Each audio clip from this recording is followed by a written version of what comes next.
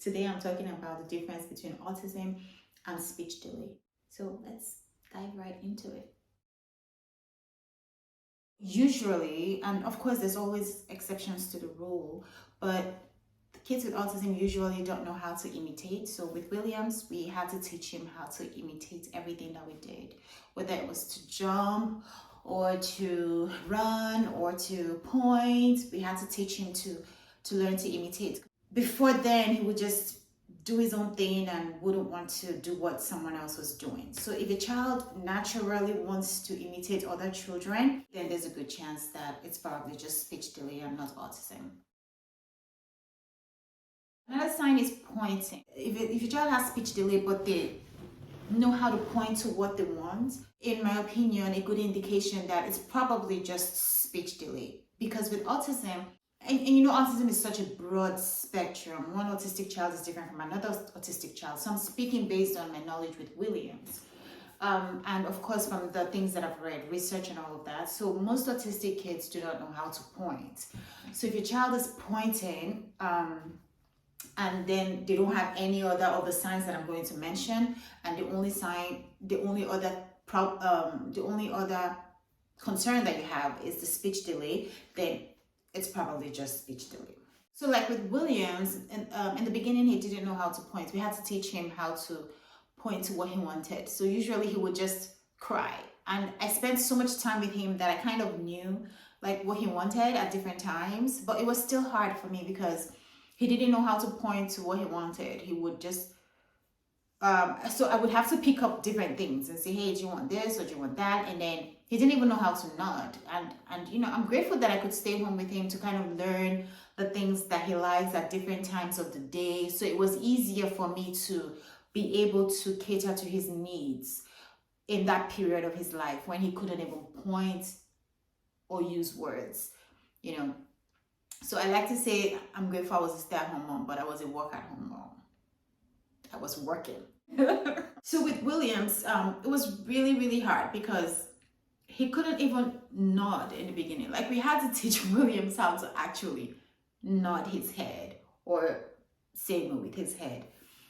So it was just cry. It would have been hard if I had to leave him for long hours and then come back and then try to figure out what he wants. It would have been hard. So I applaud all the families that have to work and come home and deal with a child with special needs. It's not easy at all. Like I applaud all of you. I don't know how you do it. I think it was so much easier for me. It wasn't easy for me either, but it was so much easier just because I got to spend a lot of time with Williams. So if your child has speech delay and you're wondering, is it speech delay or autism? One thing you can look out for is how they play with toys. I know from reading and from Williams, from experience with Williams, that kids with autism don't really play with toys in the way that they were intended. So say for example, a car that you just push around on the wheels, Williams will probably turn it upside down or bang it on the floor. If it's a toy that can go back and forth like this, I think they would rather have it do that motion and they would rather do this with it than actually play with it the way it's supposed to be played with. And of course, like I said, not every child who does that is autistic, but there's a good chance. If your child is speech delayed and they play with toys like that, there's a good chance that they have autism. This one is kind of because a lot of kids do this even though they don't have autism. I think it depends on the age of the child. Kids from age 1 to 4, maybe 5, will probably do this to regulate how they are feeling. Williams, he would do this a lot. So I would say because kids that don't have autism and don't even have speech delay do this too, I would say if there's this going on and then there's speech delay and then some other signs, then I'm leaning towards autism. I'm leaning more towards autism if that's the case. So they do this and sometimes they rock back and forth. So when they rock back and forth or they do this, it actually helps to stimulate their senses. In autism, that's very, very common. Autistic kids do this a lot and they rock back and forth a lot, and it just helps to regulate emotional states, or to calm themselves. Like if they're feeling too excited or something is going on around them that they can't really take in because maybe it's too much noise, it's too much light.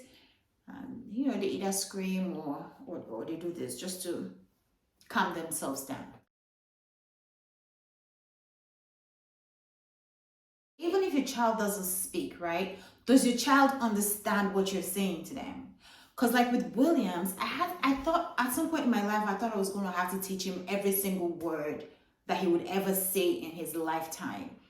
Because I would teach William something like open a book, and I would show him what open is, and I'll show him a book, of course, and I'll show him open a book, and he, we'll do it several times, and then he will learn, okay, that's open a book. And then when I say open the bag or open the door, even though he knows what a bag is and a door, he would just flip out, and it would be a meltdown, because to him, he's like, I don't know what open a door is or open a bag is. So he didn't connect the fact that it's the same open for several things.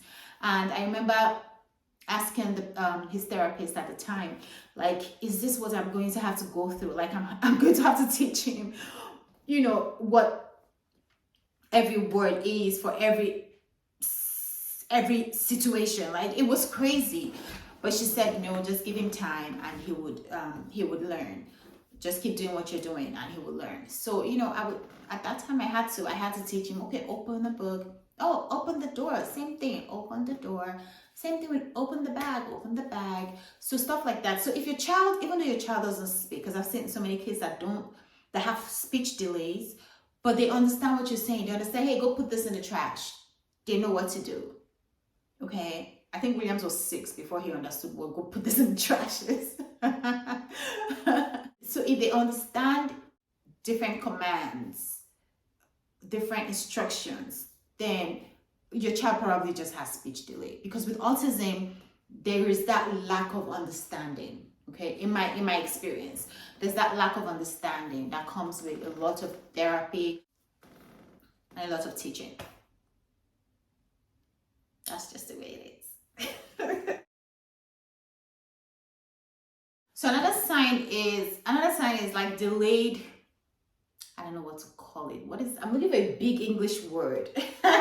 Delayed cognitive skills.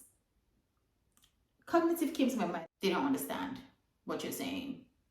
Even if they can read, Williams was reading before he was 2 years old. But even if he's reading it, he's not understanding it. He doesn't understand what he's reading. He knows the letters. Show him a picture of a cow. He doesn't know what that is. But write C-O-W. He knows that's cow. But he doesn't know the picture. So that's how it was. I'm laughing now, but it wasn't funny then. Basically, any repetitive movements, like the hand flapping, the rocking, moving up and down the room, they go from one end to the other, that's a sign, That's a sign. Especially they're going up and down the room, they go to one end, from one end to the other end, like that. Any repetitive movements, they like to repeat stuff, or they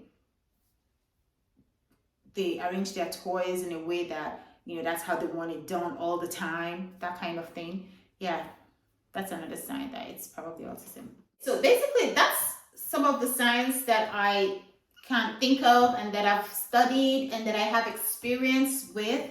So I hope I'm able to help you. I hope this was able to help you in some way. If your child is experiencing more than one of the signs and you're really concerned, I think the best thing to do is to take your child to their pediatrician and let their pediatrician tell you what they think. And if your pediatrician agrees with you that your child needs services and it's not just speech delay, which of course speech delay you could also get speech therapy for. But if they tell you that, okay, this is not just speech delay and your child needs services, then I would definitely recommend finding a center that deals with early intervention for kids with special needs. Especially if you're in the United States, I think they have them in most states. Like, you can look for an early intervention center.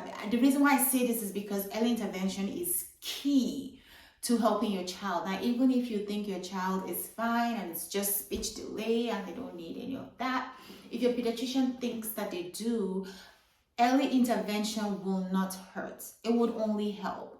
At the end of the day, it would be, okay, he really did not need it, but he got some services, okay? I know some people don't like ABA therapy, which is applied behavioral analysis therapy, but Williams got it and they were awesome. Like, I did not see any form of abuse. Some people will argue with me that, you know, making a child do this instead of do that is abuse, but I don't see it as abuse because we all have to check ourselves sometimes. Neurodivergent, neurotypical, all of us, we all have to check ourselves. We all have to think about doing the right thing all the time. Like, I have to check myself. I have to check my daughter Zita, even though she doesn't have autism. She has to behave herself. She has to control herself, even when she doesn't feel like it. So, and of course, someone with autism, there are certain things that you can't take away from them. They have autism. We have to accept them like that.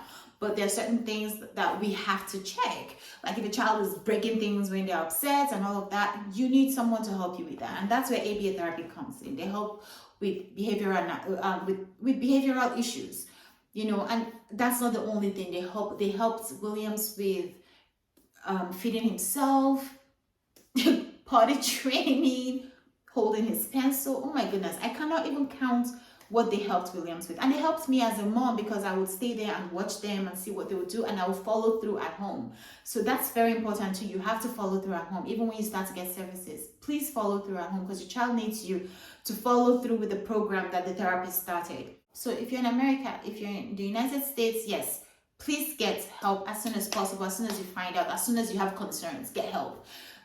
If you don't like ABA, I think there's so many other therapies that you can use to help your child, but not getting your child therapy is, I think, in my opinion, is the worst thing that you can do. You have to get them some kind of help. Now, if you're not in the United States, I'm sorry, I don't know. Ask around. Autism is like wildly spread now. Like people are becoming aware of it, and people are not relegating those kids to the background and all that. That's why I do what I do, because I hated the fact that people just do not want to talk about these kids, and these kids will just be in the corner and feel neglected and all of that. No, I don't want that to happen. So I want us to bring our kids to the forefront. They are children. I don't want any kind of abuse on autistic children, like keeping them at home. Oh no, I can't take them shopping with me. I have to go with the other kids, but I won't go with this child. No, you cannot do that. You cannot isolate an autistic child. Teach them, put them in the family functions. Yes, people are going to stare at you and people are going to be like, what's wrong with that child and all of that. But it's a learning process for your child. You have to involve them. We cannot isolate them. And that's why I do this. So please get the help you need and get your child involved in your life, and you get involved in their life. And they would so appreciate it. Autistic children love it when we are in their world, when we try to understand them, when we spend time with them. They love it. Williams loves it when I spend time with him. He gets sick of me though after a while, but he loves it. He loves the fact that he knows that I love spending time with him and I love to understand him and his thought process and all of that. So I hope this video was helpful. Like I said, if you're not in the United States, I know how hard it is.